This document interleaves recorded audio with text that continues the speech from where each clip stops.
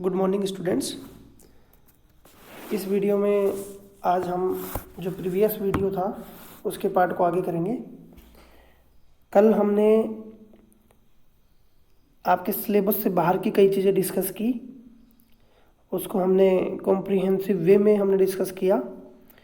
आज exam point of view के हिसाब से हम उसको डिस्कस करेंगे।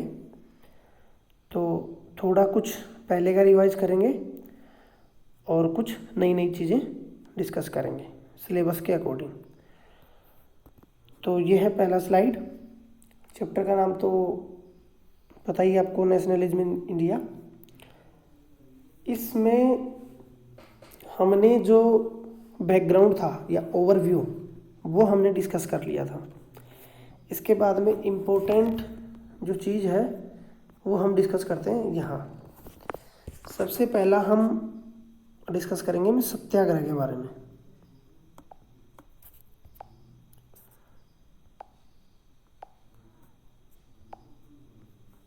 सत्याग्रह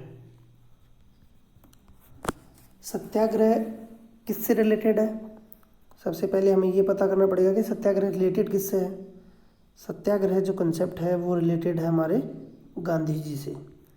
और गांधी जी के बारे में हमने कल काफ़ी डिस्कस किया था, कब उनका जन्म हुआ, कहाँ कहाँ उन्होंने अपनी एजुकेशन ली और अफ्रीका में उन्होंने क्या किया। एक बार जल्दी से मैं उसका ओवरव्यू फिर से दे देता हूँ। गांधी जी का जन्म हुआ 2 अक्टूबर 1869 में पोरबंदर में, उसको हमने लोकेट किया। इसके अलावा गांधी जी इंडिया में आए थे जनवरी 1915 में। 1915 में जब गांधी जी आए, उससे पहले ये कहाँ थे? उससे पहले ये थे अफ्रीका में, साउथ अफ्रीका में।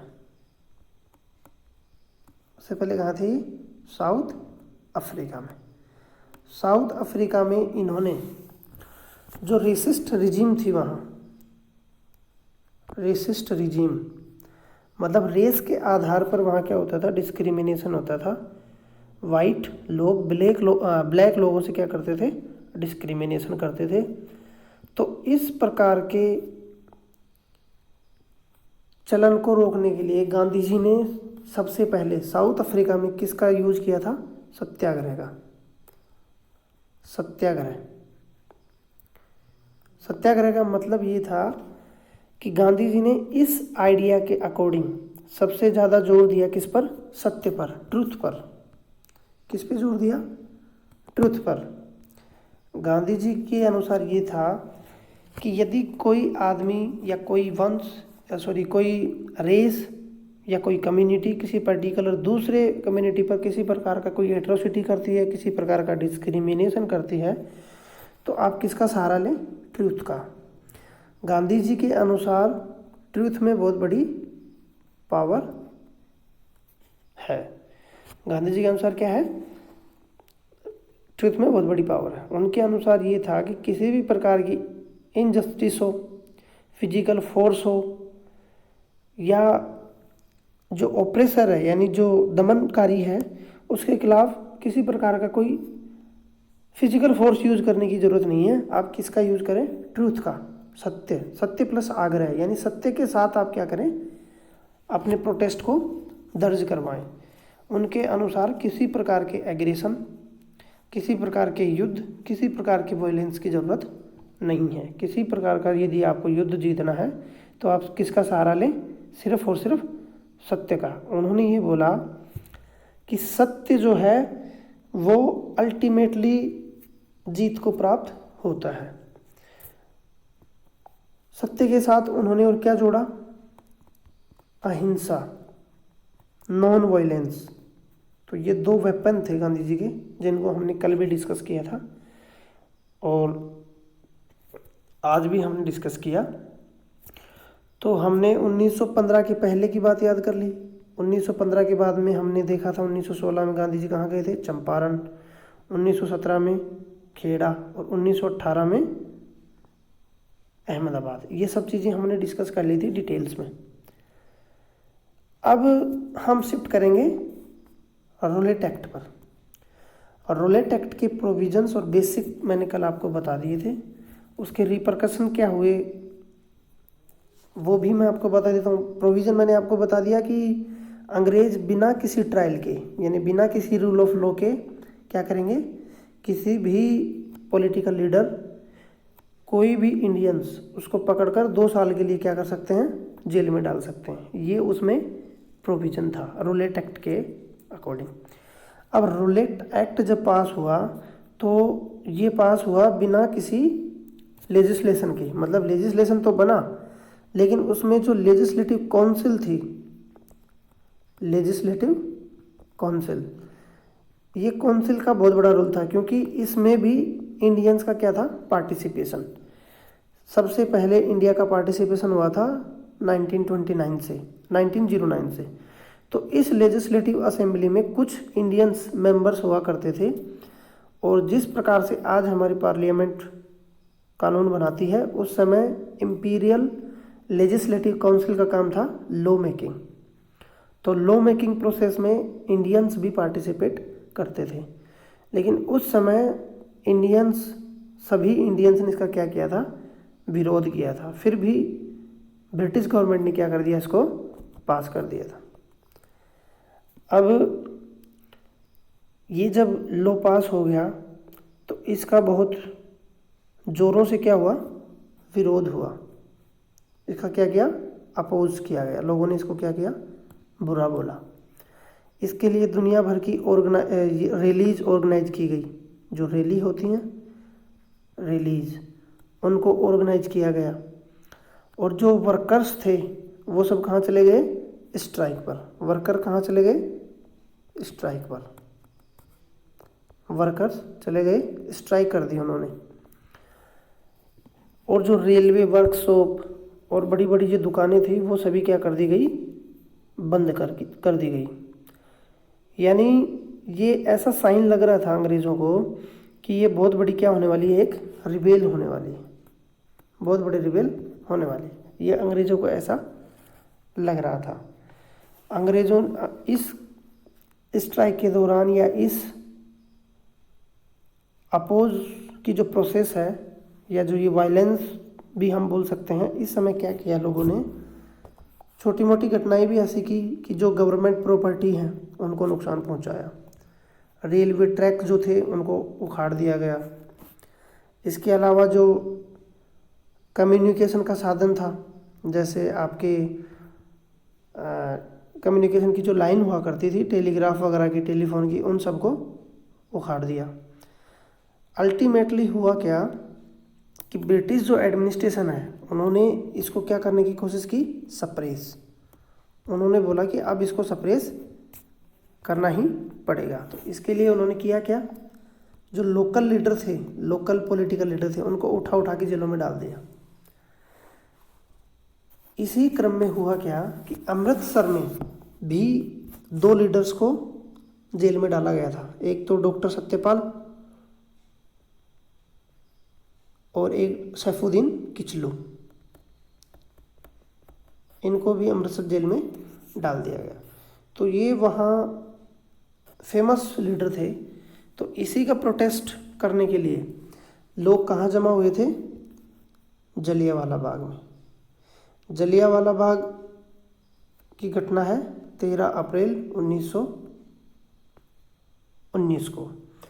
13 अप्रैल से पहले हुआ क्या था कि 10 अप्रैल को जब ये प्रोटेस्ट चल रहे थे, किसके खिलाफ में, रूलेट एक्ट के खिलाफ में, तो अंग्रेज़ों ने 10 अप्रैल को एक जो पीसफुल प्रोसेसन हो रहा था, पीसफुल ऑर्गेनाइजेशन हो रहा था किसी मीटिंग का, उस पर फायर कर दिया था। तो कुछ लोगों की वहाँ क्या हो गई थी, कैजुअल्टी हो गई थी। तो इसके लिए भी लोग यहाँ जमा हो रहे थे। तो उस समय अमृतसर के जो जनरल थे या जो वहाँ के कमांडर थे वो थे डायर। वो क्या थे, वहाँ के डायर। अब इस कंडीशन में एक चीज़ हम डिस्कस करेंगे, मार्शल लॉ। एक होता है मार्शल लॉ। मार्शल लॉ में क्या होता है कि जब लॉ एंड ऑर्डर की स्थिति आउट ऑफ कंट्रोल हो जाए, लॉ एंड ऑर्डर की स्थिति जब आउट ऑफ कंट्रोल होगी तो मार्शल लॉ लगता है। मार्शल लॉ में होता क्या है कि जितना भी प्रशासन है वो डायरेक्टली किसके अंडर में चला जाता है, मिलिट्री के अंडर में। यानी हम मार्शल लॉ को बोल सकते हैं मिलिट्री का शासन। तो इसमें कमांड दे दी गई किसको, डायर को। अब डायर जो था वो ये सारे प्रोटेस्ट देख रहा था, तो उसके मन में इन सब चीज़ों के प्रति क्या होगी, गलत भावना होगी। यानी उसने इन चीज़ों को बहुत ही गलत माना, यानी वो इनको बिल्कुल दबा देना चाहता था एक हिसाब से। तो उसी का अंजाम था जलियांवाला बाग हत्याकांड। अब आपको पता लग गया होगा जलियांवाला बाग हत्याकांड क्या हुआ। हमने कल डिटेल में डिस्कस किया था कि किस तरह से एक बाग था, उसमें सिर्फ एक ही रास्ता था, सबको डिप्लॉय कर दिया और अंधाधुंध गोलियां बरसाई, हजारों लाखों लोग उसमें मरे।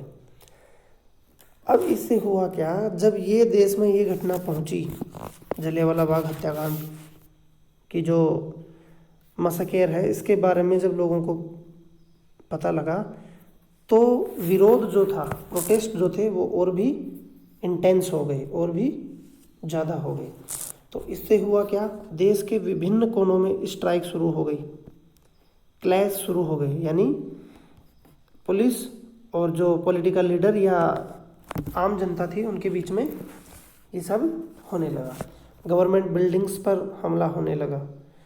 तो गवर्नमेंट ने फाइनली ये डिसाइड किया कि हम इसको क्या करेंगे, रिप्रेस करेंगे, इसको सप्रेस करेंगे, इनको दबाएंगे। और जो लोग हैं उनको उन्होंने क्या किया, फिर टेररिस्ट डिक्लेयर कर कर और उनको पकड़ पकड़ कर क्या करना शुरू कर दिया, जेल में डालना बंद कर दिया। और भी कई तरह के टॉर्चर उनको किया गया। उनकी जो नाक थी उनको ज़मीन में रगड़वाया जाता था।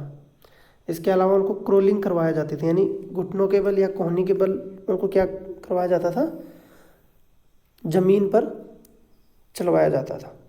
तो इतनी सारी वायलेंस की एक्टिविटी होने लगी।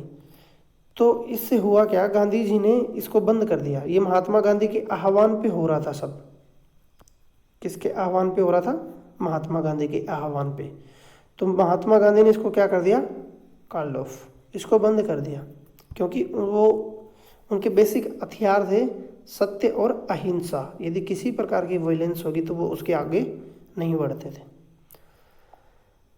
तो रोलेट एक्ट का जो सत्याग्रह था वो फैल रहा था, लेकिन गांधी जी ने इनको क्या किया, जब वायलेंस के बारे में पता लगा तो उन्होंने इसको बंद कर दिया। इसके कुछ समय बाद में गांधी जी को एक मौका और हाथ लगा। इस जो ये सत्याग्रह हो रहा था, इसमें एक चीज़ गांधी जी ने नोटिस की कि जितने सत्याग्रही थे वो सब कहाँ से थे, ज़्यादातर टाउन्स में, यानी शहरों में।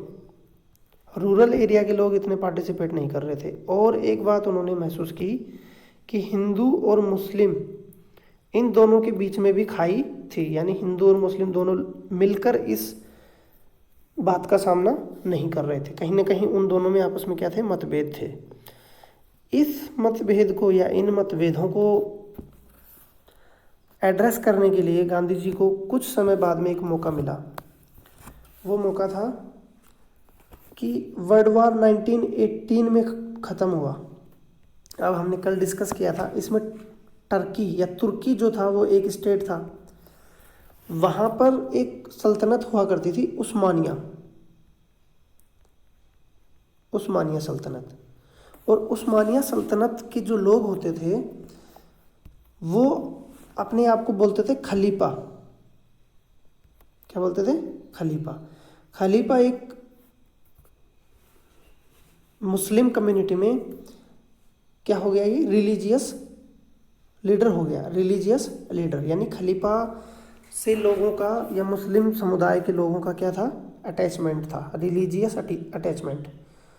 तो जो ब्रिटेन, फ्रांस, अमेरिका, इन लोगों की आर्मी ने क्या किया, खलीफा जो था उसके पद को ख़त्म कर दिया, उसकी डिग्निटी को क्या कर दिया, कम कर दिया।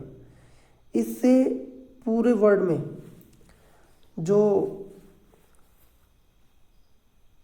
एक मैसेज गया कि मित्र राष्ट्र जो हैं, अलीज कंट्रीज जो हैं, वो मुस्लिम कम्युनिटी के इंटरेस्ट जो हैं या जो खलीफा की जो पावर है उससे क्या कर रहे हैं, या इस्लामिक वर्ल्ड का जो स्पिरिचुअल हेड है खलीफा, उसको क्या कर रहे हैं, उसकी जो डिग्निटी है उसको कम कर रहे हैं। तो इससे हुआ क्या कि ऑल ओवर वर्ल्ड में जहाँ जहाँ मुस्लिम कम्युनिटी थी इनके खिलाफ में प्रोटेस्ट होना शुरू हो गए। तो अब एक चीज़ बताइए, इंडिया इससे दूर कैसे रहेगा, क्योंकि इंडिया में भी मुस्लिम कम्युनिटी के लोग खूब थे। तो खलीफा की जो पावर थी उसको बचाने के लिए एक कमेटी का गठन होता है, खिलाफत कमेटी। खिलाफत कमेटी ये मुस्लिम समुदाय के 2 लोग थे, उनकी देख रेख में हुई। मोहम्मद अली और शौकत अली।